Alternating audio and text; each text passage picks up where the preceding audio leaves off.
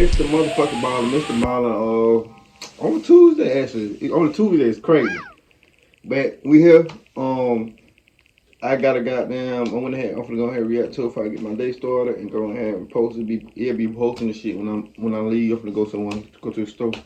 After I get done with the video, so it ain't gonna take me long. With that being said, let's go ahead and get into it. The snowball effect called "The Devil Don't Take Holidays." Huh? What that mean by that?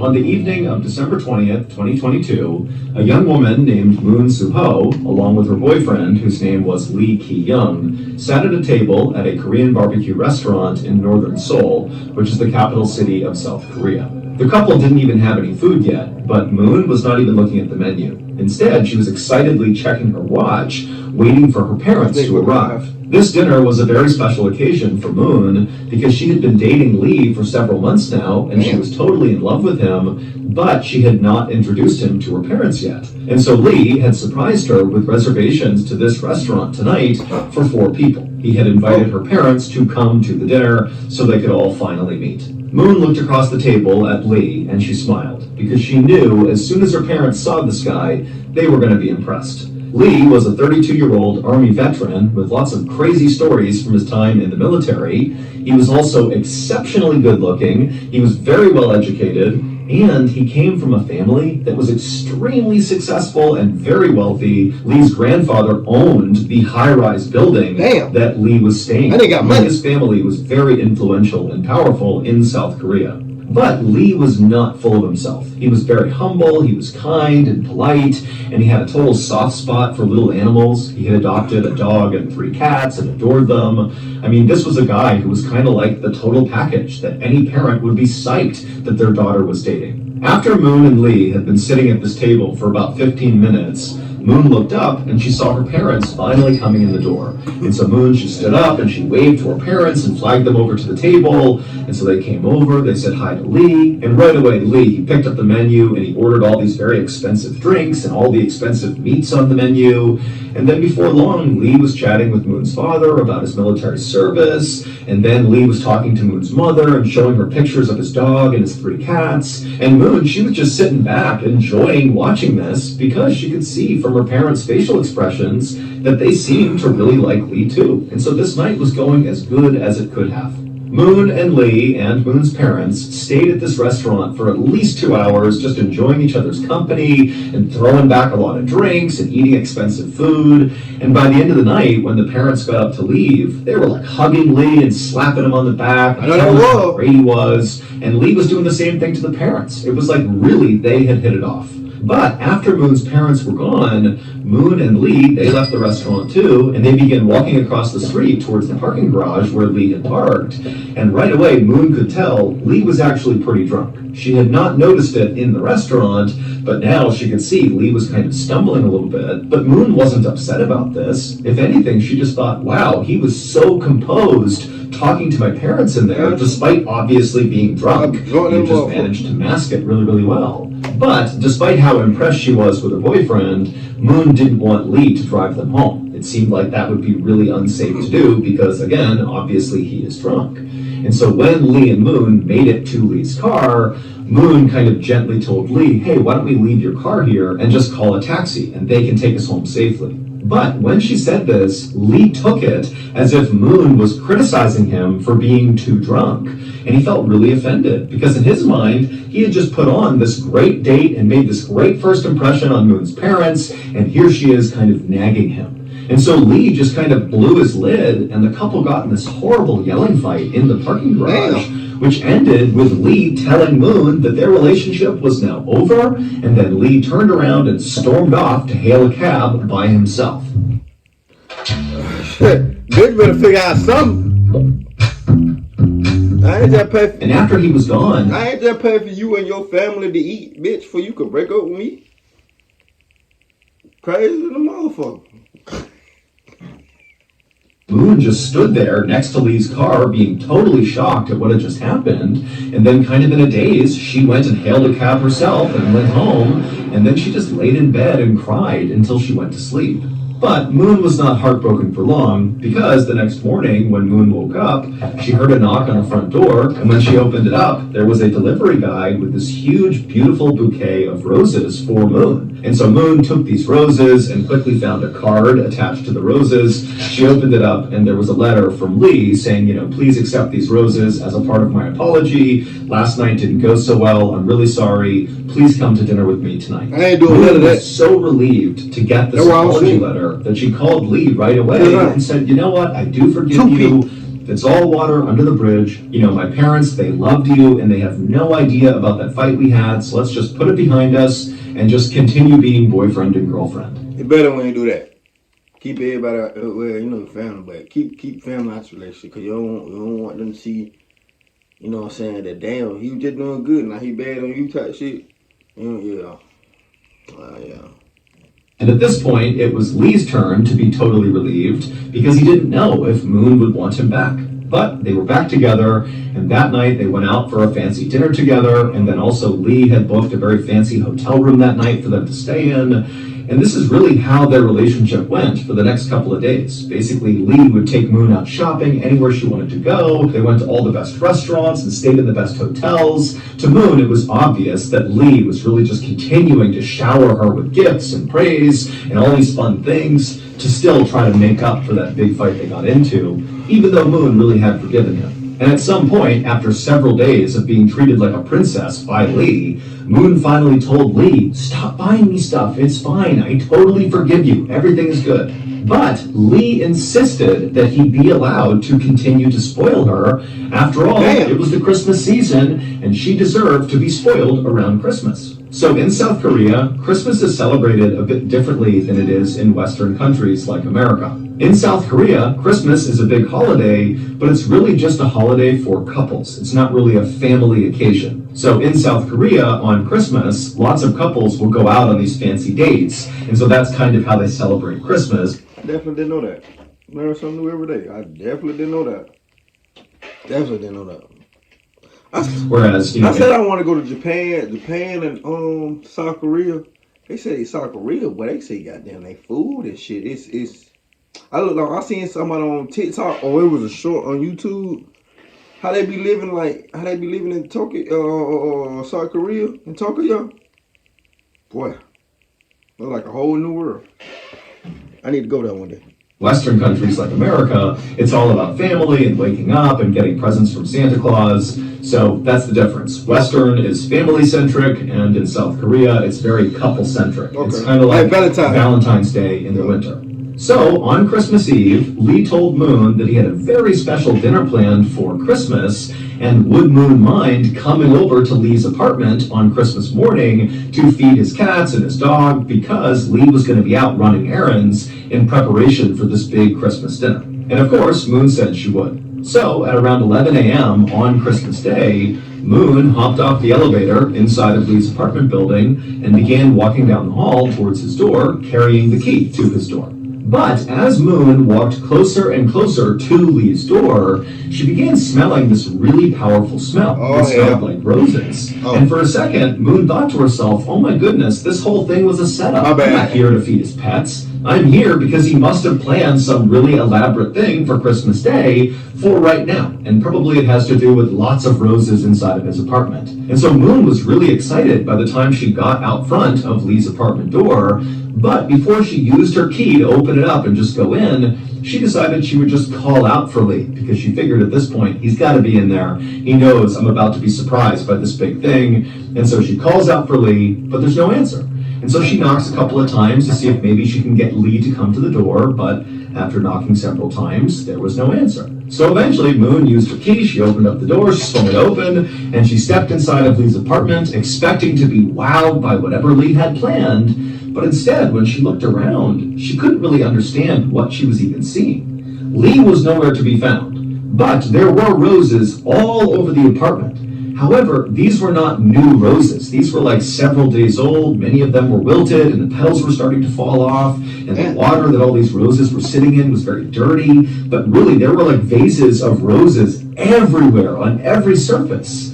And right away, Moon started to feel really uneasy. It was like very creepy to be in this dark apartment where no one's inside of, with just these weird flowers everywhere. And so without going any further into the apartment, Moon once again yelled out for Lee in hopes that maybe he was here, but again, he didn't come out of any of the rooms, so she knows she's alone. And so she called Lee on his phone to try to get an explanation for what she was looking at. But Lee didn't answer his phone. By this point, Lee's 3 cats were circling around Moon's legs because they were eager to be fed, and so Moon kind of stopped thinking about this strange flower situation and looked over at the cats' bowls and saw there was no dry food. They had eaten all of their food. And so Moon began walking over to the bowls when she realized Lee had not told her where he kept the cat food, and so she had no idea where it was. So Moon began opening all the kitchen cabinets, hoping to find this cat food somewhere, but she didn't, and so eventually she left the kitchen and she walked down this hallway inside of the apartment, and she found there was a skinny closet in the hallway that looked like a place where you would store cleaning supplies and vacuums and that sort of thing. So she reached down and tried to open it. But she was able to turn the doorknob, but there was something inside of this closet that was making it really hard to open, like it was stuck on something. Now, again, Moon is kind of looking around this dark, dingy apartment that's filled with all these wilted roses, and she's feeling super uneasy, but she thought, I just want to feed these cats and just get out of here. And so Moon just grabbed that door handle and yanked as hard as she could, and she managed to pop it open. And for a second, Moon just stared at the inside of the closet, having no idea what she was even looking at. And then she started to scream. What was it? One of the most terrifying places in the entire world is a place called Skinwalker Ranch. So I won't be going. Is on our. They're going to be released. Speak from one. No living being should ever eat processed food for every single meal of their life. And Moon thought she knew about Lee, her boyfriend, was wrong. 5 days earlier, after Moon and Lee had gotten into that horrible fight in the parking garage following the dinner with Moon's parents, Lee had made it seem like he was storming off to go hail a cab and drive home on his own. But in reality, after he stormed off, he waited for Moon to walk away and get a cab on her own, and then Lee just walked right back over to where he had parked his car in the parking garage. He got inside, turned it on, and began driving home. But on his drive home, he actually crashed into a taxi driver.